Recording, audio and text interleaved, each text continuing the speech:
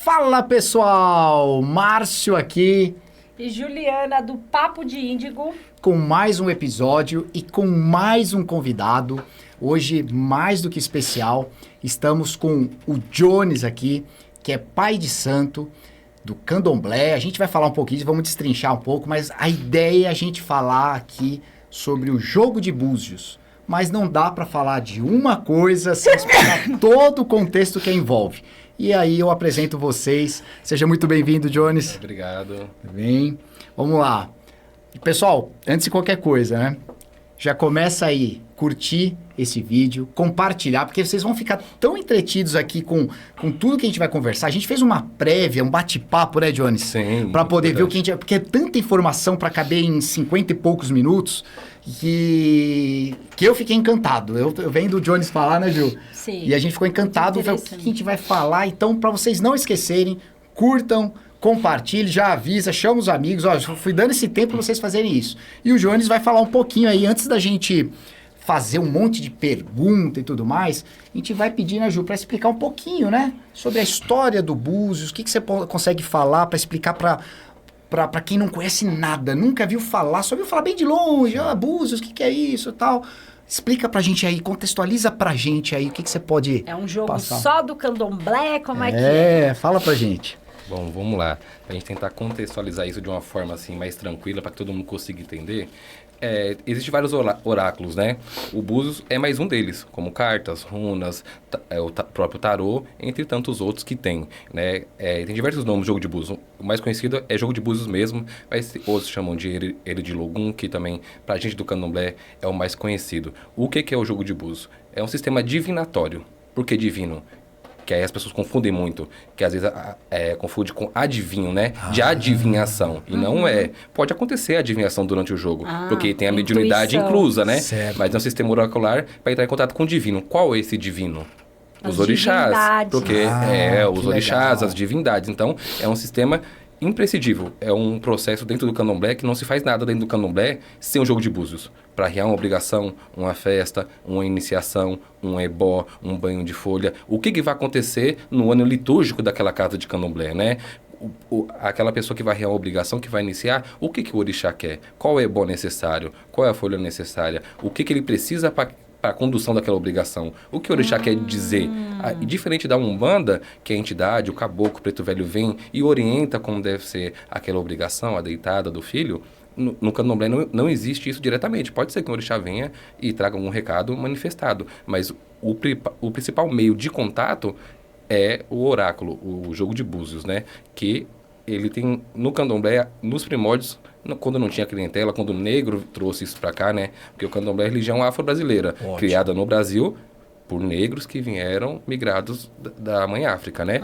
Então, o jogo, a princípio, não tinha esse sistema de atender o público, outros consulentes a princípio, né? Então, ele era usado somente dentro das casas de candomblé, até porque o culto era proibido, né? Ninguém botava uma plaquinha, joga-se búzios, né? Sim. Como a gente tem hoje, Hoje, que né? se Liberdade divulga, religiosa. né? Isso. Então, o jogo de búzios, ele é um meio de comunicação dentro do candomblé. Certo. Pode atender pessoas de fora? Claro. Os próprios itãs falam disso, né? Que a gente já vai falar um pouquinho mais depois sobre como que é feito, a adivinhação, como que não é. Legal. Mas o jogo de búzios, ele se resume a isso. É um oráculo, um sistema divinatório para entrar em contato com o divino, que é os orixás. Saber o que eles querem, né? O que eles orientam para o momento da nossa vida, para o momento da casa de candomblé, o que ele fala, o que a gente deve se comportar vindo buscar, né? Os orixás faziam isso quando passou aqui na Terra, né? Passava por alguma aflição, ele consultava o oráculo, né? Para saber qual ebó a ser feito, para poder resolver ou minimizar, né? Eu costumo falar que o jogo de búzios, ele é muito parecido com a consulta ao médico. Interessante. Por quê? Vou explicar aqui o contexto. A pessoa vem, talvez com um problema, senta na mesa de jogo, o jogo vai falar qual o problema, se esse problema ele é físico ou é espiritual. Se é físico, o espiritual pode ajudar a curar ou minimizar. É igualzinho a consulta médica. Se faz o exame, você tem dor de estômago. Olha, vamos pegar aqui um caso. Rinite, não tem cura, mas tem um remédio, uma erva, uma situação que pode minimizar para que você tenha uma estadia melhor aqui na Terra, visto que isso não tem cura, isso é crônico, né? Ou seja físico, se é espiritual, qual ebó que vai? qual é a obrigação, que santo que vai ser manipulado para resolver, curar ou minimizar essa dor ou o que você está passando, ou até uma melhora. Às vezes a pessoa não tem nada, mas quer melhorar de vida, quer saber como que ela faz para ser um pouco mais próspera, ou ela ter um bom ori, ou ela ter paz na vida, fazer a prevenção, né? É tipo um clínico geral que vai te direcionar para o ginecologista, para o Isso, ele vai te direcionar para o médico, para o remédio certo, né? E também tem a prevenção. Nem sempre você deve procurar o jogo de búzios somente quando tem a dor, né? Tem a preventiva. Ninguém vai... O certo era ninguém ir no médico somente quando está passando mal. Faz o check-up, a gente faz o check-up. Exatamente. Precisa fazer alguma coisa? Observar, tem um alerta vermelho para algo que a gente pode mudar? É a mesma coisa o candomblé. E também para saber sobre a questão que todo mundo quer saber, a coroa. Sim, os orixás que regem, né? Quem é que manda na cabeça da pessoa e quem que não manda, né? É o jogo de búzios que vai dizer isso, né? Legal. Ele que vai orientar isso daí, né? Porque a pessoa pode ter uma clarividência, pode ter uma mediunidade, olha para você, eu acho que você é de tal santo, eu acho que você pode ser de tal santo, mas o que define e que bate o martelo é o próprio jogo de búzios. Inclusive, em caso de iniciações, a gente, no candomblé, acredita muito numa situação que a gente veio do céu com a missão aqui para a Terra, né? Que a gente escolhe o nosso ori lá em cima, junto com Exu e Orumilá, Sim. que são divindades que estão no jogo de búzios.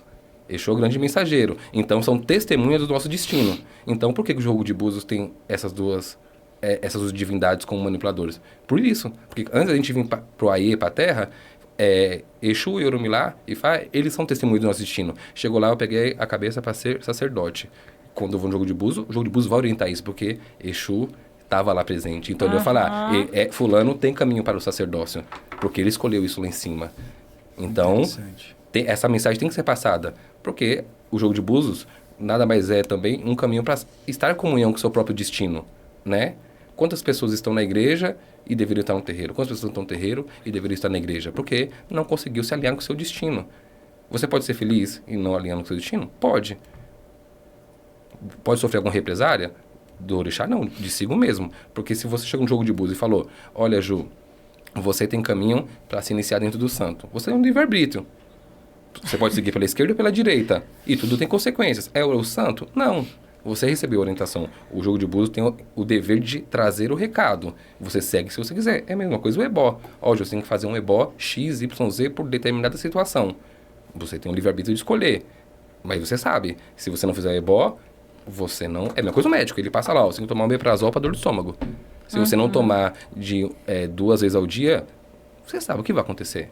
Não vai receber a cura, não vai ter a melhora. É a mesma coisa no jogo de búzios. Ninguém é obrigado a fazer exatamente nada. Johnny, pelo que você está falando, né, para o pessoal que está nos assistindo aí,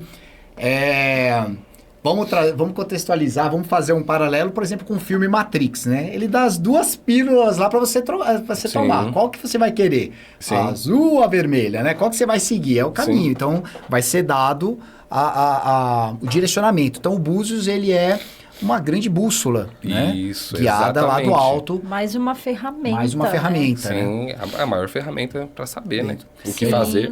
E, Jones, vamos lá. É uma dúvida minha, tenho certeza que é de muitos aí dos nossos espectadores, né? Obviamente, você foi citando alguns nomes, eu não vou conseguir nem tentar repetir aqui, porque eu vou me embaranar. Mas você falou 3, o Exu a gente sabe, mas eu gostaria que você contextualizasse dentro claro. do candomblé. E você usou um outro termo também, ebó, não é isso? Isso, ebó. ebó. Fala o que é o ebó, vamos lá. Vamos começar por Exu. Exu mais fácil. é a divindade mais misteriosa e concreta que tem dentro do candomblé, né? Ele é Exu, o significado desse nome significa esfera. Não tem começo, nem meio, nem fim. Ninguém sabe onde começa e nem onde termina Exu, né? Exu é o grande... Hoje em Xeca, a gente fala no candomblé, que significa mensageiro. As pessoas confundem muito e dentro do secretismo dentro do candomblé se associa Exu por carregar todas as cores, inclusive o preto e o vermelho, ao diabo, ao demônio. E no candomblé, que não existe, né? A religião de matriz africana não existe, né? O demônio, o diabo não existe. A gente acredita em espíritos. Isso é o cristianismo, né? A Igreja Católica. Isso pertence a Deus. Você nunca vai no terreiro de candomblé vai ouvir esses nomes, porque... A gente respeita que seja cristão, que seja evangélico, mas não nos pertence, né? Exu é muito contrário a isso. Exu é um dos poucos orixás que tem contato direto com Deus. Como eu falei um pouco antes, ele que é testemunha do destino e ele é o grande mensageiro entre o céu e a terra. Então, ele que leva a mensagem para Deus, a pergunta do jogo de búzio, quando se vai arriar uma obrigação, que você arria uma boa obrigação para o santo, quem leva isso daí? Exu. Quem fala lá, ó Deus, Juliana, falando de tal, arriou a obrigação. Foi bem aceita, foi entregue, e né? no candomblé é diferente, né, Jones? Exu, ele é orixá no candomblé. Na Umbanda, ele não é um orixá, ele é só uma entidade. Sim, é uma entidade desencarnada que vem trabalhar como mensageiro também lá na Umbanda, dentro dos critérios dele, né? Que é uma divindade totalmente brasileira, né? Porque é um espírito desencarnado, brasileiro ou não, mas que resolveu trabalhar no Brasil como um Exu, né? É bem distinto, né? Essa coisa de Exu de candomblé e o Exu de Umbanda, né? São dois mundos bem paralelos, onde os mundos se confundem, né? E as pombagiras? Também, muito distante. Mas assim, a pombagira, ela não é ela não é um orixá, no caso. Não. Ela não é um orixá, só Exu, que é um orixá no candomblé. A pombagira, ela é uma entidade igual da Umbanda. Da Umbanda, ela é a parte fêmea de Exu, no caso. É que o nome Pombogira, ele vem da corrupela de Pambunzila, que é o nome de Exu dentro do candomblé de Angola. O candomblé é muito complexo, né? Tem várias nações. Dentro do Queto se chama Exu, né? Aí dentro do Angola se chama Mavambo, Inzila, Pambo, Inzila, e assim vai, entendeu? Aí cada nação tem o seu nome de chamar. Por exemplo, Ogum, pra gente chama de Ogum, que é o mais tradicional. No Angola, Nkosi. Roximucumbi, olha como é diferente os nomes. Começa a mudar muito porque o idioma muda, né? O Queto, o Nagô, ele fala o Yorubá. O Angola fala o Banto, né? O Jeje fala o Efon, entendeu? Nossa, entendi. Show. Entendi. E Ebó? Ebó é a limpeza, né? Ebó é limpeza. Isso, descarrego, tanto físico quanto espiritual. Né? Porque a gente pega a carga cotidiana, né? A gente passa em lugares pesados, cemitério, hospital, porta de bar. A gente, dentro do mundo espiritual, que acredita que a gente tem um plasma, que esses espíritos enxergam isso e vêm sugar um pouquinho. Às vezes que você passa na rua e às vezes até por antepassados. Ótimo, porque existe uma diferença entre morrer e desencarnar, né? Tem pessoas que só morreram, mas não desencarnaram desse plano, que estão aqui ainda. Então, inclusive parentes nossos, né? Que é aí onde o candomblé também entra com o próprio ebó, né? Porque o ebó tem ebó para ancestrais. Tem um ebó para tudo, então. Para tudo. Inclusive para os ancestrais. Como assim para os ancestrais? A gente fala do carrego de Egum, de ebó de Egum, que é você traz uma comida, traz uma bebida que um ente seu querido gostava. O jogo indica que tem isso daí. Você traz os nomes e você oferta para os seus ancestrais. O candomblé é todo reverenciado dos ancestrais, né? Porque a gente acredita que só existe candomblé, só existe orixá porque alguém passou e criou o culto. Então, a todo momento a gente louva os ancestrais. No jogo de búzio, na reza, no obi, na obrigação, que a gente chama de mojuba, né? Então, a gente invoca os nossos ancestrais. Se eu jogo um búzio hoje, jogo um obi, que também é um meio de oráculo, é porque alguém trouxe, né? E esse obi não é igual as conchinhas do búzio. Não, é um fruto. É um fruto sagrado, aonde também... ele tem essa coisa do oráculo, esse dom, né? Ele tem esse poder, vamos dizer assim, esse fruto de falar com o orixá. Obi e Orobô, né? Tem orixás que pegam Orobô e a maioria pega Obi, né? Que é um meio de comunicação com os orixás também. Muito legal. Então quer dizer que, vamos lá, então talvez eu me corrija aqui na minha colocação anterior. Então, pelo que eu entendi, o jogo de búzios, ele é além de uma bússola. Se faz uma limpeza também, então, depois dessa leitura, é isso? Sim, ou eu entendi errado? É igual a consulta médica. É o tratamento. É o tratamento. Ou seja, não se mostra só o caminho, já dá o início ali, E né? pode ser comportamental também. Uau. O jogo de búzios pode falar, você não tem que fazer nada, você tem que mudar seu comportamento. Ou Postura, tem que fazer mudar ebó e sua comportamento. postura, legal. Por exemplo, a gente costuma falar, não adianta eu quero caminhos. A pessoa, vamos lá, porque o ebó, ele muda destino, tá? O ebó, ele muda destino. Ele faz o doente se curar, ele faz o desempregado arrumar emprego, ele faz a pessoa que tem perturbação de cabeça ficar bem, né? Ou seja, o caminho travado, como se a pessoa Também, tivesse a com pessoa caminhos... não consegue emprego, tá 2, 3 anos tomando emprego. Faz ebó para abrir caminho. A pessoa tem problemas familiares, faz ebó para poder ter paz familiar. A pessoa tem problema de saúde, vai em médico, não consegue achar quem orienta o ebó. É o jogo de búzios, porque o ebó, ele muda destino. Ele consegue fazer uma pessoa que às vezes é oculta, não tem um brilho, não tem ascensão de vida, ter. Porque às vezes tem alguma carga negativa, alguma energia que está acompanhando ela que não deixa ela seguir. Travar o caminho dela. Que aí tem dessa situação de ebó, tem as pessoas confundem muito. Eu quero fazer algo para eu poder prosperar. Eu quero fazer algo... Pessoas que têm problema com amor querem ter sorte no amor. Tem, mas às vezes a pessoa não entende que... Eu costumo falar assim quando os clientes vão na minha mesa. Você quer isso, tá? Mas antes disso, você tem uma energia que te acompanha, um Odu, um encosto, alguma energia que está te atrapalhando. Então eu costumo falar assim, se você pegar um terreno sujo e você plantar, nasce. Só que ela vai cair. Ela vai crescer um pezinho, não vai vingar, porque a terra não está fértil, não está preparada para isso. Então, a gente tem ebós que descarregam uma pessoa. E aí você limpa esse terreno, deixa ele limpo, aí vamos abrir os caminhos com o Exu, com algum, com o Oxóssi, não importa. Aí você planta essa nova semente dentro da pessoa, nesse terreno límpido, areado, fértil. Porque não adianta você, vou dar um boi para Exu, vou agradar, fazer uma oferenda, você não tá com a cabeça boa. Se você não tá com energia boa, a oportunidade passa na sua porta e você não enxerga, né? Legal, cara. Legal. Não, eu tô assim bem prestando atenção no que você tá falando, porque a gente começa a ver a semelhança, né, das religiões espiritualistas. Claro que sempre vai ter as diferenças. Sim. Mas eu tô vendo por outro lado, eu tô vendo o que se assemelha, né? Sim. Então, por exemplo, por exemplo, eu que fui muitos anos frequentador de centro espírita, né, de Kardec, Sim. o que muito a gente falava ou recebia de orientação. Sim. Não adianta vir aqui receber o passe, você saiu na porta aqui e você continuou com as suas atitudes equivocadas. Fala que às vezes... o que você acabou de falar agora, entendeu? Às vezes é postura, igual o médico fala assim, não adianta passar o omeprazol, você continuar bebendo quente, comendo fritura, não vai adiantar. O omeprazol não vai vingar. Legal. Entendeu? Jones, claro que provavelmente a gente vai voltar a falar aí do Búzios, mas, Sim. Você tá com uma indumentária aí maravilhosa, Sim. linda. A gente é leigo, né? Sim. Fala um pouquinho pra quem tá vendo você com as guias, os guias, me corrige aí. Fica à vontade pra me corrigir, porque a gente tá aqui em papel de aprendizado total, hein? Vamos lá. Vamos começar pelos ians, né, que a gente chama no Candomblé, que são os fios de contas, né? Tá. Todo fio de conta, ele tem...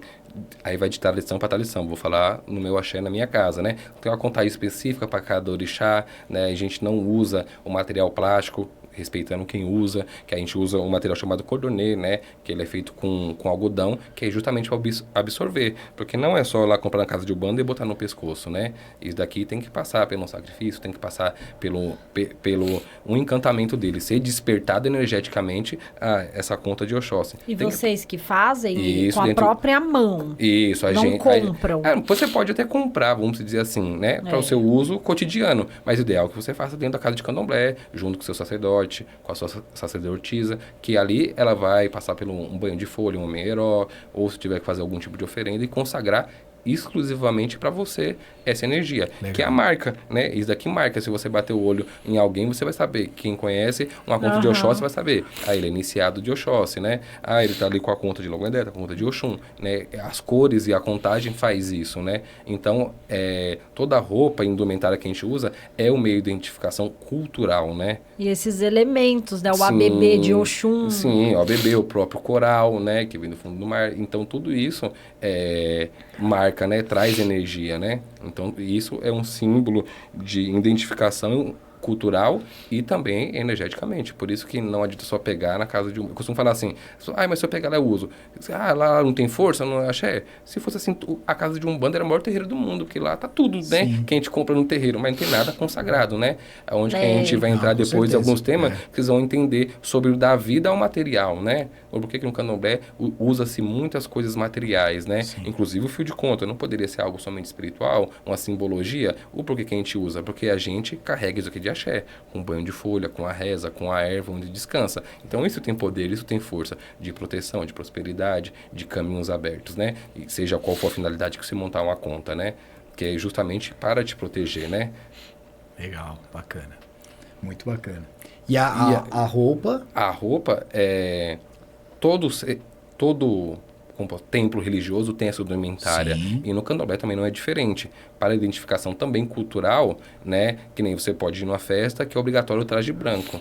Porque tem um interdito ali, por exemplo, com o batalá, que ele não aceita cores. Então você tem que respeitar. Então se você vê um terreiro de branco, provavelmente é uma festividade de Oxalá, ou seja, algum interdito da própria casa, que o paizinho ou a mãezinha, quando abriu o jogo no começo do ano, viu que o orixá pediu que se usasse o branco, né? Ou durante uma situação de luto, né? O branco representa o luto dentro do candomblé. Estou dando um exemplo assim, para vocês entenderem. Legal, mas bacana como que é. exemplo, Você chegar no terreiro, você vai saber pelo... O branco é o luto? No candomblé. Ah, é? Interessante isso. O branco é o luto.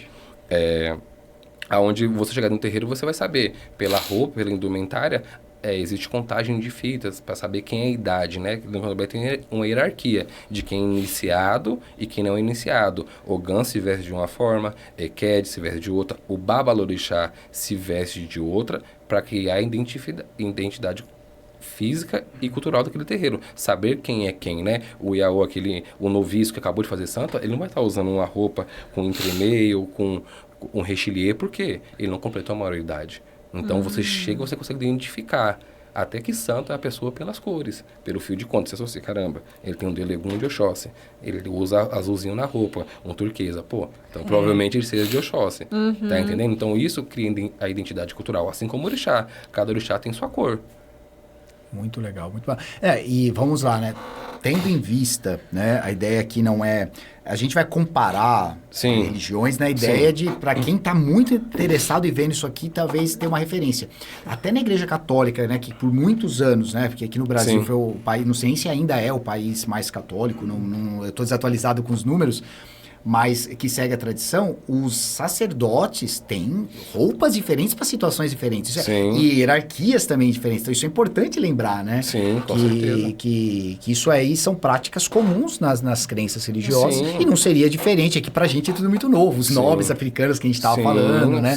Pra gente é um alfabeto, né, diferente, né? Completamente diferente, mas tem tudo um significado, isso é importante. Porque você imagina você chegar num templo religioso e você vê as pessoas de roupa curta, né? Você vê ali, tudo bem, cada um no seu dia a dia usar, mas a partir que você entra da porta do terreiro, já tem um pedaço de mariô que identifica. Tem uma divindade ali que está ali, então você tem que respeitar. É a mesma coisa na igreja, você não vai na igreja com a roupa mais dispersa, né? Mais inapropriada para aquilo. Por que um terreiro é diferente? Não é diferente. É um templo religioso, onde tem divindade e energia, então você tem que respeitar. Você tem que estar a caráter, né? Tudo bem, o cliente, o consulente, ou ir com a roupa que não seja religiosa, tá? Eu tô falando para quem está no meio, para ele ser identificado. Porque como eu vou saber se você é filho de santo ou membro daquele templo, se você não está a caráter? Não faz sentido, né? Não faz sentido, É a mesma coisa você chegar num padre e estar de calça jeans que meta polo. Ele pode usar isso? Deve, no seu cotidiano. Vai quando você assistir uma missa com um padre assim, você não vai conseguir identificar ele se ele não tiver com a roupa. E as entidades da esquerda, quando canta para Pombagira Exu, vem de preto e vermelho, a mesma coisa. Ou branco também pode. Também, né? Exu, como eu falei, ele pode carregar todas as cores, né? Exu é incógnita do mundo. Ele pode vir de branco, ele pode vir... Tudo tem um porquê, né? É que na vivência... Eu tive vivência na Umbanda. Então, na Umbanda é muito diferente, né? Você percebe como muda muito as coisas. Tipo, é como se o negro prevalecesse em tudo. Tipo, branco não se usa. Só para direita, no caso. Tem terreiros que fazem essa cultura, né? E tudo bem também, né? Mas é interessante pensar isso, né? No candomblé. Tipo, não pode usar branco. Pode, claro que pode. É que nem na festa de Oxalá, como eu falei. Todos os orixás vão carregar branco em respeito ao grande pai. Entendeu? Em respeito a ele. Porque é um orixá muito próximo a Deus. Então, todo mundo vai respeitar, né? Legal, né? É um orixá da criação do mundo, né? Então, todo mundo respeita o Oxalá, então. Questão da indumentária e dos... Como que chama? Eu chamava de guia. Como chama? Guia, fio de conta. Guia, fio de conta. Legal. Fio de conta, bacana. Creio que você conseguiu passar para o pessoal ter uma ideia. Né? Sim. Meu Deus. Legal. Eu acredito que deu para ficar bem esclarecido aí. Agora, fala uma coisa pra gente. Até a gente estava conversando isso quando a gente estava vendo o que a gente ia citar, né? Porque, gente, é muita coisa, muita informação. A gente filtrou aqui, eu tô com um caderninho, tô com um celular aqui, das coisas que a gente ia conseguir conversar. E até o que ele falou também. E até o que você sugeriu. Falei assim, vamos lá, as perguntas que o pessoal mais faz, né? Então, vamos lá. Uma pergunta totalmente de leigo. E pior que é verdade, eu nunca fui procurar jogo de búzios. Preciso, inclusive. Sim. Mas quem pode jogar búzios dentro do candomblé? Quem pode jogar? É só o pai de santo? O filho de santo também? Como que funciona essa não sei se eu posso fazer essa hierarquia.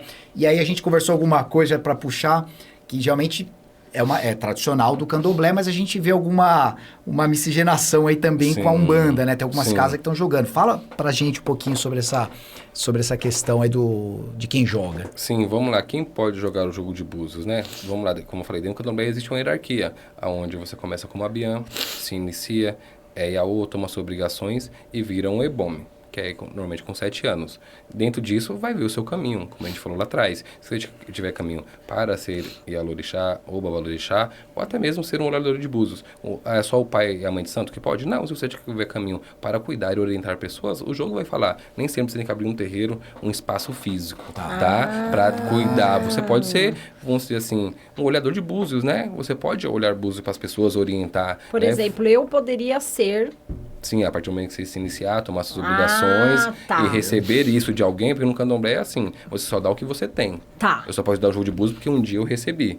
Entendeu? Eu só posso te iniciar porque um dia eu fui iniciado. A gente volta à questão ancestral. Porque não faz sentido alguém que não é iniciado receber o jogo de búzios. Quem que ele vai invocar na mujuba dele? Que ancestral que ele vai chamar ali? Eu entendi. Tipo, pulou etapas, né? Pulou, porque ele não tem quem chamar com a referência. Né? A gente, no candomblé, a gente recebe um novo nome quando a gente se inicia, que a gente chama de Oruncó. Né? E quando se falece, vira a pessoa parte para o mundo da verdade, esse nome é guardado em família. Então, eu vou chamar a minha linhagem espiritual.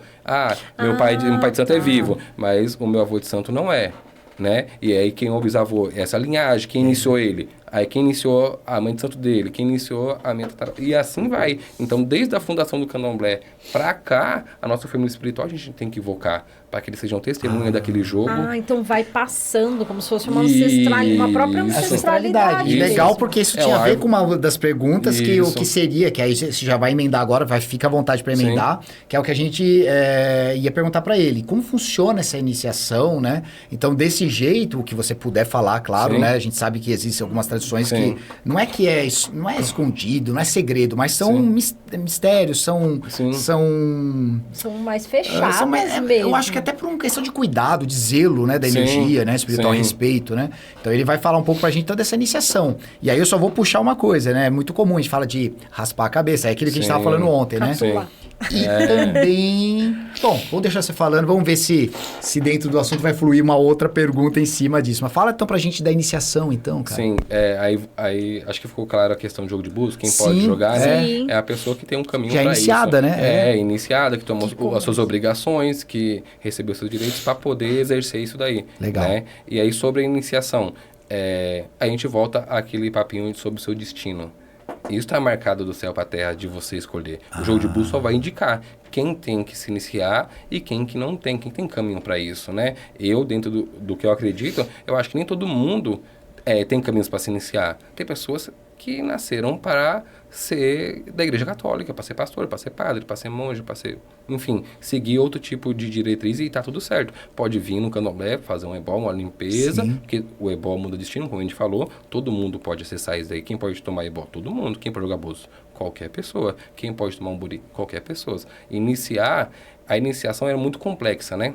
Ela fala sobre um renascimento, né? Onde você...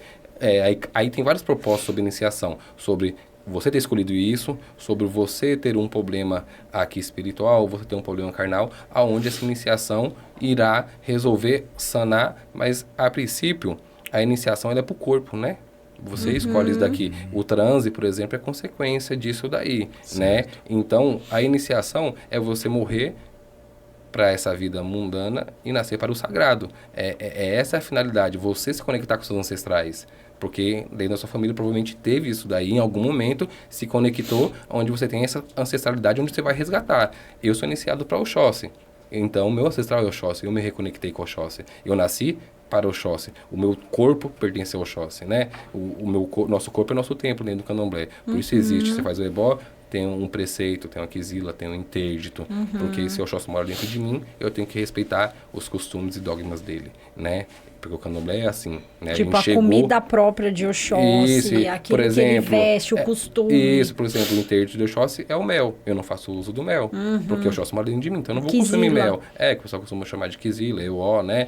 Então, a iniciação é para você, onde você recebe uma nova data de nascimento, onde você adentra uma família espiritual, porque o candomblé, ele é família, né? Onde você tem um pai, uma mãe de santo, onde você vai ter um padrinho de Oruncó, onde você tem uma nova data de nascimento e um novo nome, que a gente chama de Oruncó, né? E dentro da iniciação, eu falei o que é iniciação, como que funciona mais ou menos assim por alto, para as pessoas terem uma noção. Isso. Raspa a cabeça? Sim, sim. Tem casos, situações que não, né, que se faz um procedimento paralelo, né, mas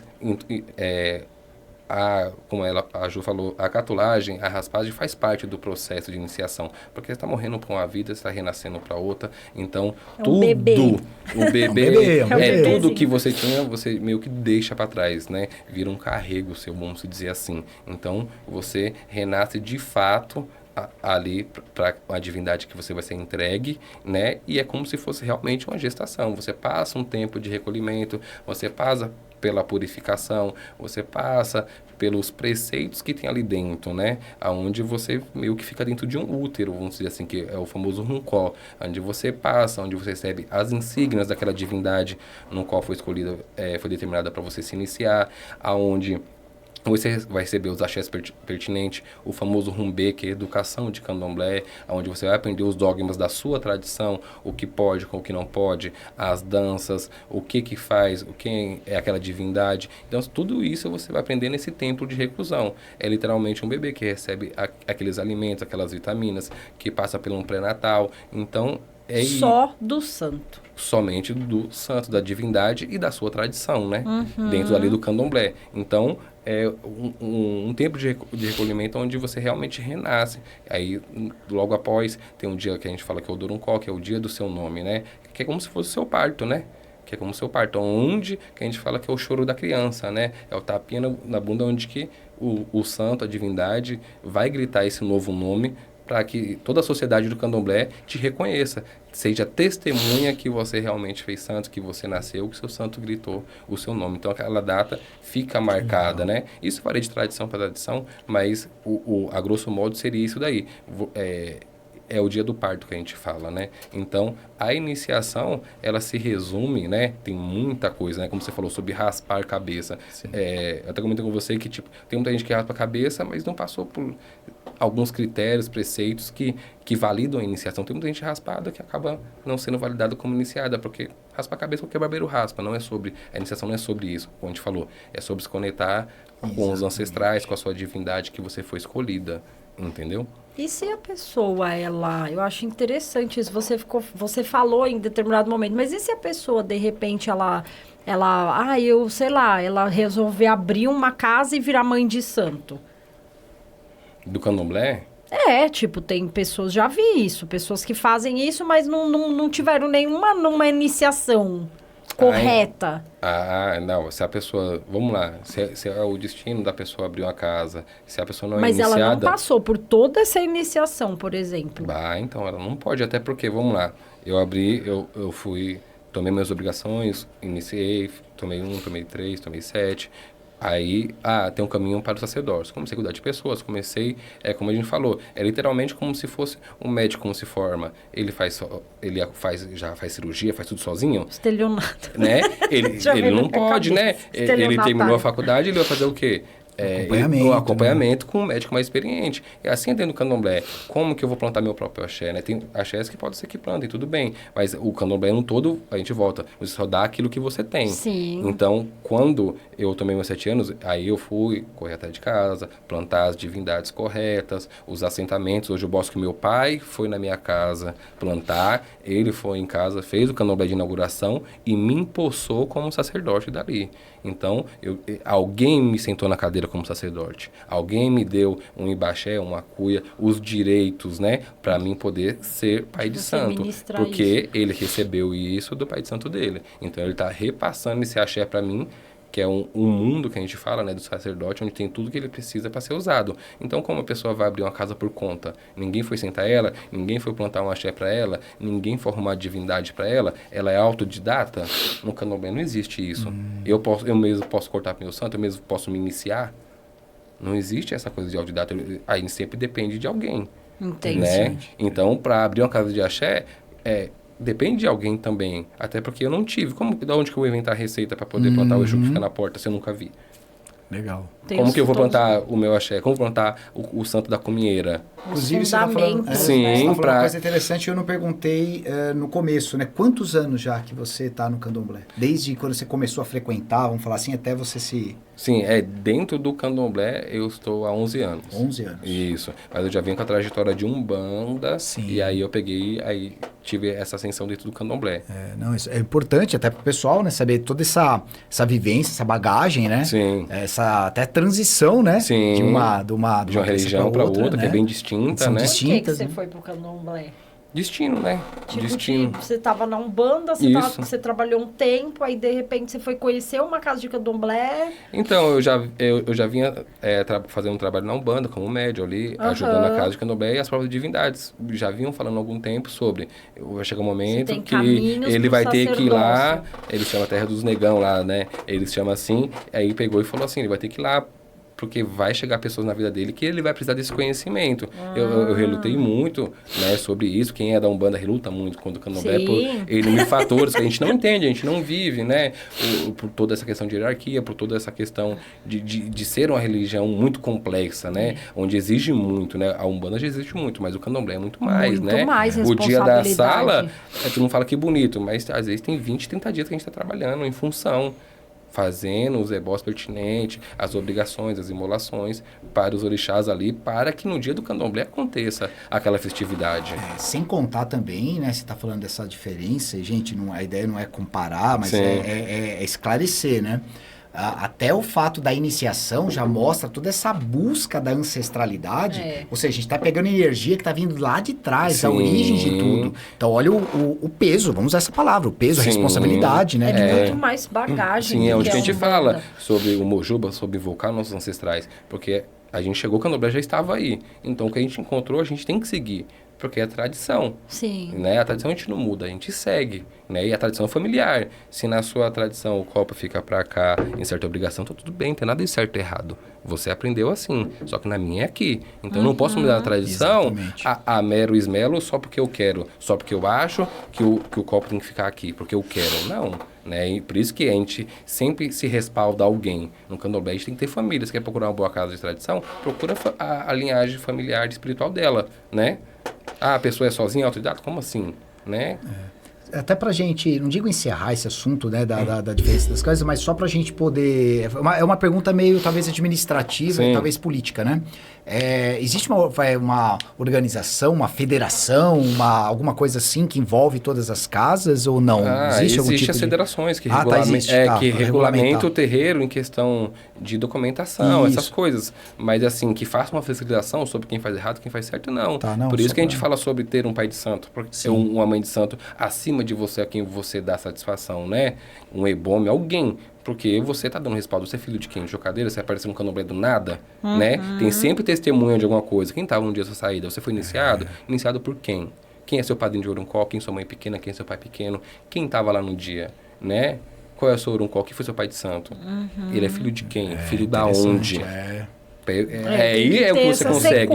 Tem que ter. Essa responsabilidade. Porque a gente volta a falar que não tem autodidata. Tudo bem. Tem pessoas antigas que chegam uma hora, às vezes o pai de santo faleceu. Aí vai dar de comer o santo dela ali, pega um lugar e quer de tudo bem. Não é errado não, tá? Mas ela veio de alguém. Ela tomou, iniciou, fechou o ciclo dela, foi empossada na sua casa de candomblé, alguém abriu o terreiro dela para ela e assim ela construiu a vida dela, recebeu isso de alguém, tá? Legal. Então, é uma forma de você até ver um bom lugar para você, é isso. Ah, você é filho de quem? Foi filho de quem? Tomou obrigação com quem? Né? Tem que ter isso de forma clara, né? Não pode ser omisso isso, na hora que a Juliana comentou de alguém abrir, né, uma casa e tudo mais, né? Porque... Aí eu imaginei isso. Eu falei assim, não tem, né, uma organização, uma federação, não tem alguém um conselho, alguma coisa assim. que fiscalize de fato, né? Então. Não tem, assim. Bacana. Porque às vezes a gente vê histórias meio malucas nossa senhora, e você fica pensando, meu Deus, qual é o depois, né? O que acontece depois? Com toda essa falta de ética também, Sim. né? Sim, Eu acho que isso cai muito na ética caráter, também. É uma loucura pensar em fazer isso. Isso é importante ter esse diálogo que a gente está tendo aqui agora, porque... por causa disso. Né? Para abrir para o pessoal que, de repente, está nos ouvindo e tem esse interesse, já ficar mais antenado na hora de buscar um lugar, né? Porque a gente volta a falar naquela questão de invocar nos ancestrais. Por que a gente invoca? Porque a gente tem para poder invocar. E que ele seja testemunha, que eles nos oriente, que a gente esteja ali, que eles olhem para a gente no jogo de búzios, na obrigação, no ebó, para a gente não se perder. E também que eles sejam testemunha e não deixem de fazer errado, que a gente não fale um em verdade ali, né? Até mesmo essa questão, por exemplo, do sacrifício de animais. Sim. Vamos pensar nisso, vamos pensar, sei lá, nas energias que estão envolvidas e na responsabilidade daquelas entidades de todo o trabalho. Então, assim, imagina uma pessoa que não está ali preparada ou, enfim, o que acontece, né? O que supostamente poderia acontecer? Coisas contrárias, né? Coisas enrustidas. Não existe uma preparação, né? É como a gente falou, cada casa tem seu costume, mas o que a pessoa não pode inventar da própria cabeça, né? Senão deixa de ser o candomblé. Se a pessoa não é iniciada e faz algo paralelo ao candomblé, ela está inventando uma nova religião. Porque se ela não aprendeu com nenhum antigo, com ninguém... É que a gente vê cada coisa na internet. Meu Deus, por isso que eu estou falando. Porque você vê cada coisa na internet e aí, mesmo até vindo de uma umbanda da vida, tipo, você recebe isso. Tipo, são energias. Tipo, se você não tem contato e intimidade com aquilo que você está trabalhando, com certeza vai vir qualquer coisa e... Sim, mas aí a gente volta... uma pessoa de umbanda pode ir lá comprar 16 búzios e jogar? Cara, ela recebeu de quem? Quem deu pra ela? Aí a gente volta sobre as rezas e invocações do Mojubos ancestrais. Ela invocar quem? Se ela não tem nenhum próprio uncó pra ela poder chamar, pra ela invocar. Sim, porque é uma coisa do candomblé, da doutrina do candomblé, entendeu? Jones, pra você ter uma ideia, né? O que a gente conversou aí para preparar o podcast, que a gente não se enganou, né? Sim. Olha só, já estamos caminhando pro finalzinho do nosso episódio. Parece que... a gente precisa falar sobre mas antes da gente ir para essa pergunta final, que eu pensei até que a Ju ia entrar nela. Deixa eu fazer uma pergunta antes da grande pergunta. A gente comentou alguma coisa, você falou que tem o jogo tradicional de Búzios, tem outro, então não precisa falar deles, mas tem outros jogos, outros estilos de jogos, é isso, do Búzios? Sim, como a gente falou, quem trouxe o jogo de Búzios para o Brasil, né? Aí a gente volta, cada nação tem sua metodologia. Eu vou falar de, por exemplo, da maior que a gente conhece, maior referência, que se chama Bambochê Bitiko, né? Que foi o grande Oluô, sacerdote, Babalaô, que trouxe isso para o Brasil. Ele aplicou nas grandes casas mães de Salvador, né, nas casas matrizes. E foi se expandindo. Mas existem outras tradições que podem executar um método que não seja Bambochê Bitiko, que seja outro método. Tem vários métodos de Búzios. Legal. Tem pessoas que jogam 16, outros que jogam 17, outros que jogam 21, né? Mas existe a consagração para isso e a metodologia, né? Que o jogo de Búzios, as pessoas, como a gente falou lá no começo, não é adivinhação, né? Tudo bem quem faça, mas ele tem técnica, né? Tem caídas. O jogo de Búzios, ele fala através de Odus, né? Aonde ele conta os itãs. Como eu falei, o itã onde fala que a gente escolhe o nosso orino destino. O itã onde fala por quê? Que o Batalá não usa preto e vermelho, não come sal dendê. Tem um itã, tem um Odu que fala disso. Entendeu? Não é evitado. Todas as quizilas inteiras do candomblé vêm dos Odus, né? Então, só que no candomblé a gente trabalha com 16 Odus e alguns homodus que a gente fala. Aí vai de família para família, entendeu? Aí tem família que pode trabalhar com mais Odus, outra com menos. Mas a princípio a base seria essa, que são 16 búzios, né? Tem família que tem um olhador ali que é o 17º. Mas a base é essa, dentro de 16 Odus. Diferente do culto tradicional, de Ifá, né? Que joga o Pelé, que aí tem 256 Odus, que é outra história, né? Mas dentro do Eredi Logum se funciona assim. E os Odus estão relacionados aos números também, né? Sim. Como se fosse a própria numerologia. Sim, é uma semi-numerologia, entendeu? Interessante. Onde fala de a base dos Odus, os Odus maiores de 1 ao 16, né? Onde que o Odu, 1 fala sobre o Caran, o 16 fala sobre a Aláfia, né? O Caran fala muito de Exu, né? O Aláfia fala sobre o Batalá, o Dudua, e aí vai de tradição para tradição também, entre outros orixás, Entendeu? Muito legal. Então, ó, já fica aqui registrado. Eu já tinha manifestado junto com o Juliano que eu ia procurar. Lembra que a gente conversou que eu ia procurar ele para poder jogar búzios para mim. Então, agora eu vou jogar. Depois, inclusive, ele vai passar o contato dele, mas eu vou procurar ele pra gente jogar. Vai ser um prazer. E agora, indo pra pergunta final, né? Talvez a mais esperada. O pessoal tá assistindo até agora pra gente encerrar aí com chave de ouro esse episódio. Sacrifício de animais. Até onde você pode falar pra gente dentro das práticas de vocês, por que é feito, quando se é feito, fala pra gente, dá uma esclarecida. Sim, pro pessoal. É um tema muito grande, né? Então, eu acho que para entender, as pessoas falam sacrifício de animais, que é o nome mais popular, né? A gente pode falar sobre imolação, né? Que é imolar o animal, né? Dentro do candomblé tudo é sagrado, tudo que é natureza é sagrado, porque o orixá é uma força da natureza. Sim. O animal também não é diferente. Sim. Dentro, o candomblé faz imolação, faz sacrifício de animais? Sim, claro que faz. Né? É um culto milenar, o candomblé é um culto milenar. A gente dentro do candomblé acredita que o mundo, a ciência fala que o mundo partiu da África, e a gente acredita que quem criou o mundo foi os orixás, né? A pedido de Deus. O Lorum, o Lodumare, não importa como Zambi, não importa como queiram chamar, mas a gente acredita nisso. E dentro disso, a gente acredita que a imolação é o que mantém isso daí. Onde a gente volta sobre aquele papo, como dar buzo a 16 conchas e falar que aquele buzo fala o destino das pessoas. Como que um ibá, onde tem um ferro, uma pedra, tem vida? Como que você dá vida a isso?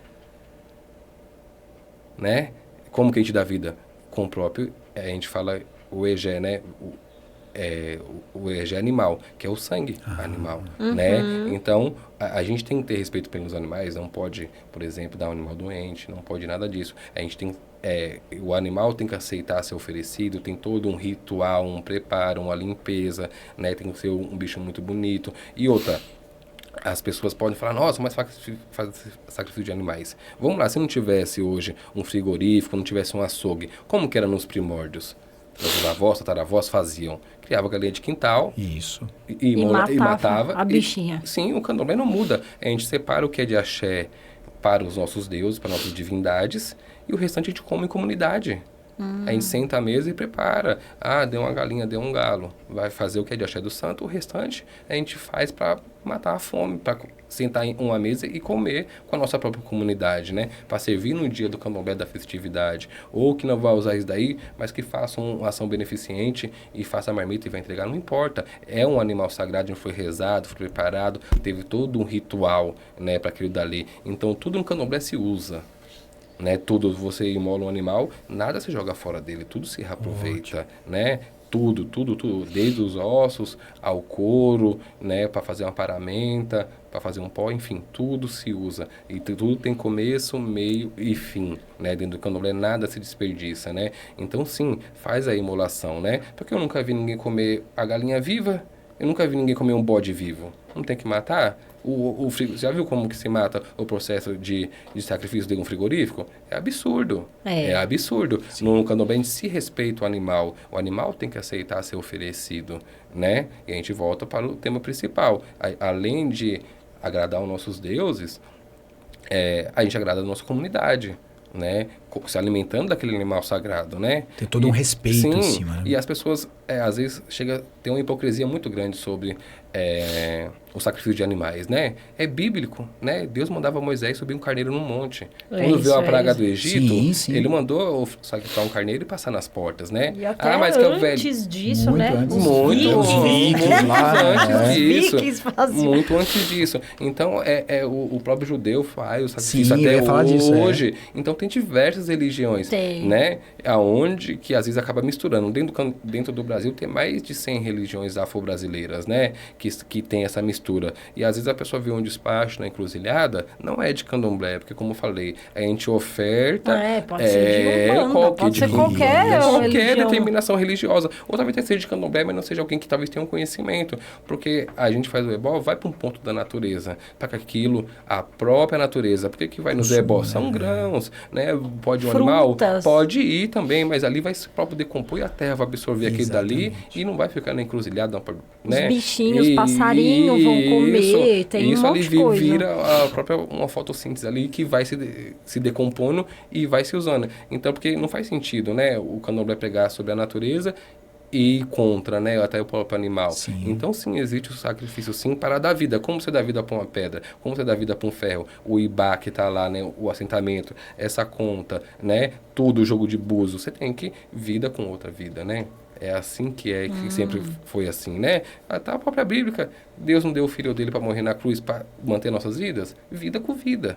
Eu acho que as pessoas têm preconceito por conta da questão da incorporação, porque quando se fala em Umbanda, Candomblé, já começa essa coisa do espírito. Então, assim...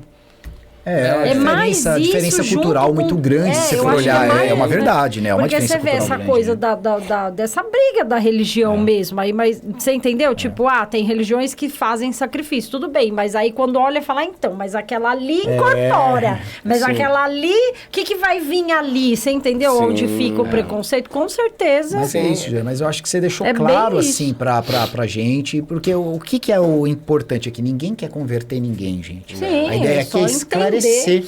O propósito do nosso podcast, né, é justamente isso, né, essa abertura de consciência, essa expansão de consciência, para as pessoas respeitarem, inclusive, a crença do próximo, né? Assim como gostaria de ter a sua respeitada. E entender um pouquinho mais. Que nem, principalmente, apesar desmistificar muita coisa. E que eu costumo falar que tem muitas lendas urbanas dentro do candomblé, onde se cria, tipo a loira do banheiro, alguém falou, alguém viu, que eu acho que é assim, porque dá um bode preto meia-noite, que é assim, que acaba a sua vida. Muito e não é isso, né? Não é isso. Mas legal, Johnny. Ó, Jones, a gente vai se despedindo, né? Tudo que é bom acaba rápido, tá acabando. Mas, ó, fica à vontade para olhar uma câmera para outra, passa pro pessoal as redes sociais que o pessoal pode te achar. Sim. Até para fazer, ó, tenho certeza que o pessoal vai te procurar para jogar búzios aí. Então, fica à vontade para divulgar também. E é muito bom o jogo de búzios dele, viu? Inclusive. Indicação aí, né? Indicação, hein? Vamos lá. Acho que você vai deixar lá depois escrito, que é um nome meio complicado, Sim, eu deixo lá isso, mas pode falar, pessoal. Mas lá o Instagram lá da minha casa de candomblé é o Ilê Odelmini lá, vai estar assim no Instagram, né? E lá tem um contato, né? Para estar jogando búzios, para estar tudo. Os nossos amigos que vão deixar na descrição. Quem quiser tiver interesse, pode procurar, agendar um horário com calma, que a gente procura orientar da melhor forma. Legal, show de bola. Ju, vamos encerrando, né? Vamos encerrando. Agradecer muito a presença, agradecemos muito a sua presença aqui. Verdade, foi muito bom, muito gostoso. Quem sabe futuramente mais outros. Ótimo, você leu meu pensamento agora. Vamos para o futuro, a gente te chama de volta para a gente ir além do que a gente passou hoje, essa introdução. Eu que agradeço o convite, a oportunidade de poder desmistificar, esclarecer um pouquinho, trazer um pouquinho do conhecimento para todo mundo, né? Que fique acessível e estamos aí abertos. Se precisar novamente, a gente está aí. Vamos jogar búzios para poder entender. Isso aí. Isso é bacana. Alinhar a vida e o destino, né? Boa. Pessoal, é isso aí. Vamos nos despedindo por aqui de mais esse episódio. E voltamos a pedir, né? Curte, compartilha, clica no link da descrição aí dele e comente bastante aí. Um abraço, galera. Tchau, tchau. Tchau, tchau. Beijo.